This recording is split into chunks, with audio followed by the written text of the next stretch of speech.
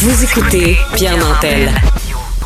Notre Québec moderne aujourd'hui, je pense qu'il n'y a pas de dossier plus important que la francisation parce que l'immigration fait partie de la réalité de tous les jours. On est heureux de recevoir des gens de partout avec leur dynamisme, mais il faut absolument qu'ils contribuent à la pérennité du Québec en parlant français. L'incohérence de la CAQ surprend toujours et aujourd'hui, j'étais avec beaucoup d'étonnement que je lisais dans Le Devoir qu'il y avait un homme qui voyait toutes les failles dans le système de francisation pour nos nouveaux arrivants et qui a même vu l'opportunité d'en faire une école privée et de charger pour ces cours-là parce qu'il y a une demande. Les gens qui arrivent veulent apprendre le français. On en discute donc avec le fondateur, le directeur de l'école de francisation Lingua Franca, Arnaud Etu. Bonjour, M. Etu. Bonjour, M. Nantel. Ça va bien? Ben oui, ça va très bien. Puis je suis heureux de voir qu'il y a des gens qui prennent le relais parce qu'on parle de la francisation souvent, constamment, depuis quelques années, avec le flot d'immigration qui est peut-être excessif relativement à la volonté du Canada, de Ottawa versus celle de Québec. On parle constamment de ça, puis on a l'impression qu'on a les mains liées, que c'est le gouvernement seulement qui peut prendre des initiatives. Vous avez décidé de prendre le taureau par les cornes. Oui, absolument. Puis en introduction, là, vous avez mentionné à quel point c'était important la francisation, puis aussi de prendre la perspective de ces adultes, de ces immigrants qui viennent ici. C'est dans cette perspective-là que j'ai fondé Lingua Franca. C'est vraiment pour penser à eux, pour ces gens qui viennent ici s'installer au Québec, qui ont besoin du français, qui est essentiel. Là. C'est notre langue nationale, notre langue commune, notre langue du travail. Sure. Et s'ils veulent accéder à l'immigration, s'ils veulent vraiment réaliser leurs ambitions ici au Québec, le français est essentiel.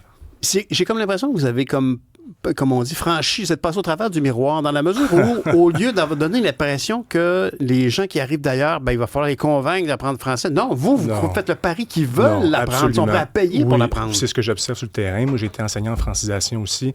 Puis c'est la constatation là, de cette situation-là qui m'a amené à fonder l'école.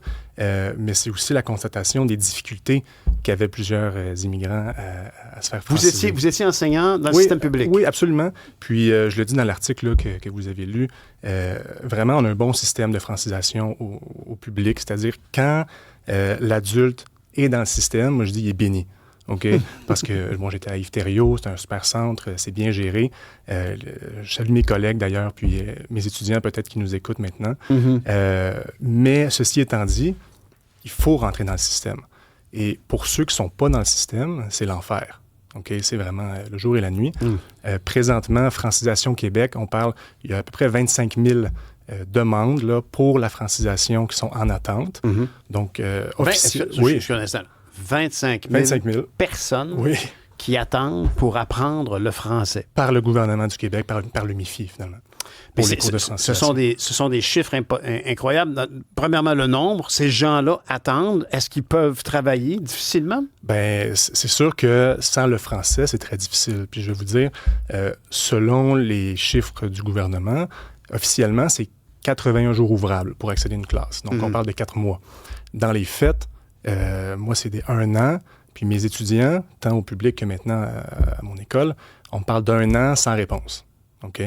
Alors, ces gens-là ont besoin du français pour pouvoir accéder au travail parce qu'un employeur, aujourd'hui, même à Montréal, pour le CV, OK, même si Montréal, c'est une ville, bon, l'anglais est présent, bon, le français est indispensable pour la relation avec les clients, avec les collègues.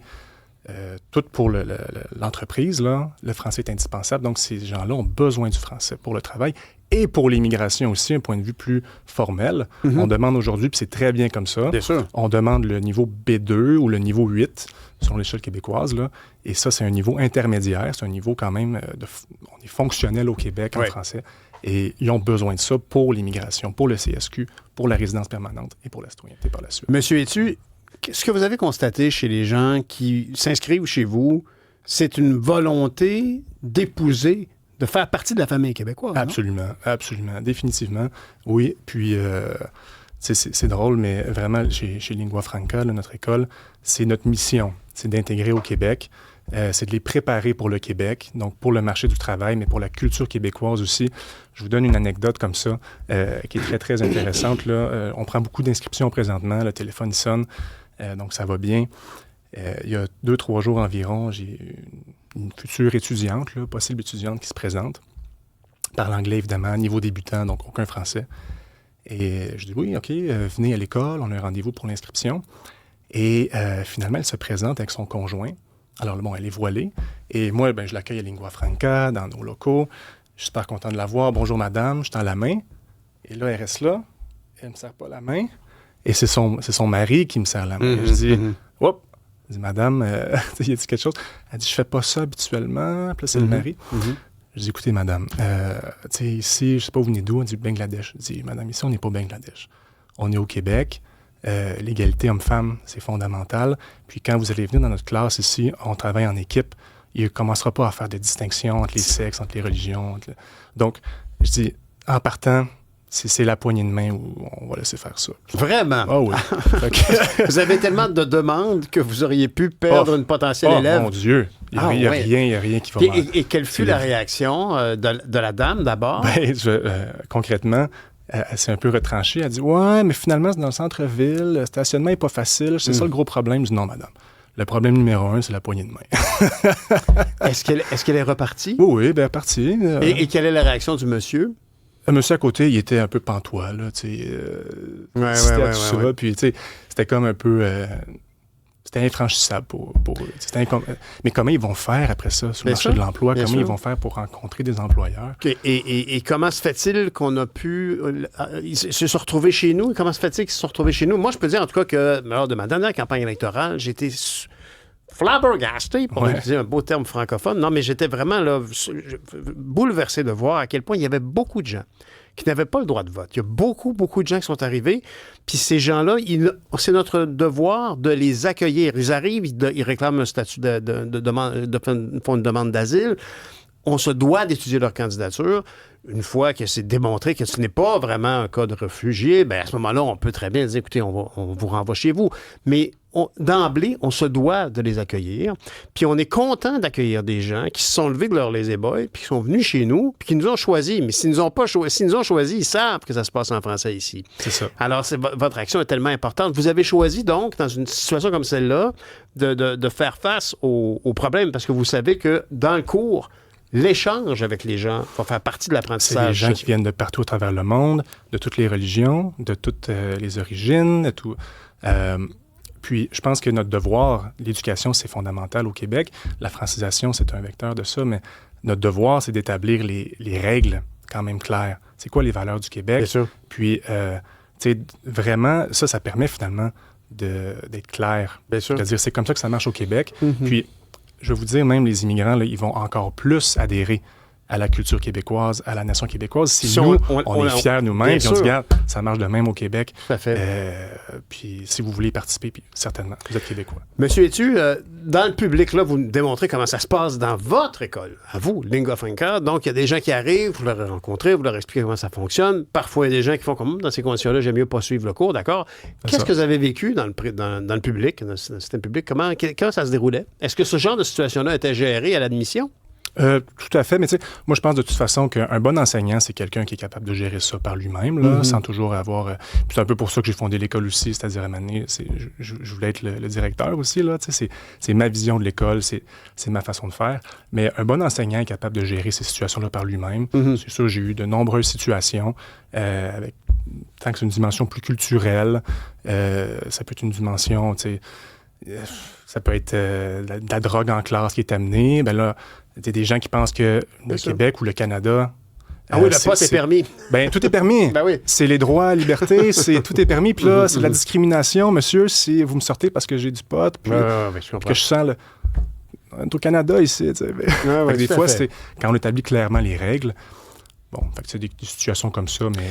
Mais selon vous qui arrivez donc du système de l'intérieur, vous arrivez du système de francisation publique, comment expliquer l'incohérence? Est-ce que c'est parce que, par exemple, on sort des budgets qui sont pour la prochaine année ou au contraire, on vit sur le budget qui a été décidé il y a 2 ans, mais que la nouvelle urgence, le nouveau constat, ce sont des réalités qui sont incompatibles? Bon, mais regardez, déjà d'une chose, là, c'est qu'au Québec, il ne faut pas se cacher. C'est sûr qu'on dépense beaucoup en francisation pour les nouveaux immigrants.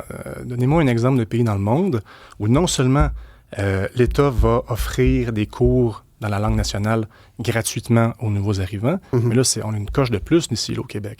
On va payer, on va donner de l'aide financière pour permettre à ces Parce qu'on gens-là... ne veut pas qu'ils aient travaillé sans parler français. C'est ça la oui, question. c'est sûr que c'est un bon investissement au final. Oui. Parce que ce que j'observe, moi, c'est que le mot qui se passe, c'est qu'on ne peut plus accéder vraiment au marché de l'emploi sans le français. Tant mieux. Fait que ça, c'est une bonne chose. Il y a déjà comme... Bon, mais quand même, il y a des coûts associés à ça. On ne demande pas, il n'y a pas de promesse d'emploi, il n'y a pas rien, il y a peu de... On donne l'argent comme ça. Alors moi, je pense qu'il faut peut-être plus préciser les règles. Ah, bien sûr. Puis C'est sûr que ça aurait été plus simple. Plus efficace dans la façon dont c'est fait. Si on avait plus de contrôle en tant que pays, par exemple, si on était dans le pays du Québec, on pourrait dire, c'est nous, c'est comme ça que ça fonctionne. Puis quand on vous sollicite, quand vous voulez avoir de l'information sur le Québec, on vous la donne, on la livre, non pas comme un portrait pan-canadien, français, anglais, etc. En terminant, votre clientèle, à vous, s'oriente pour être des étudiants, des gens d'affaires, des travailleurs sociaux, quel genre d'individus? C'est les deux. C'est vraiment, on apprend le français pour des raisons personnelles. Okay. On a une optique un peu plus aussi professionnelle quand même, là. Donc vraiment pour les adapter au marché de l'emploi. Monsieur Etu, merci beaucoup d'être venu nous informer sur votre école Lingua Franca. À bientôt. Merci. Joyeuse fête. Pareillement. Merci.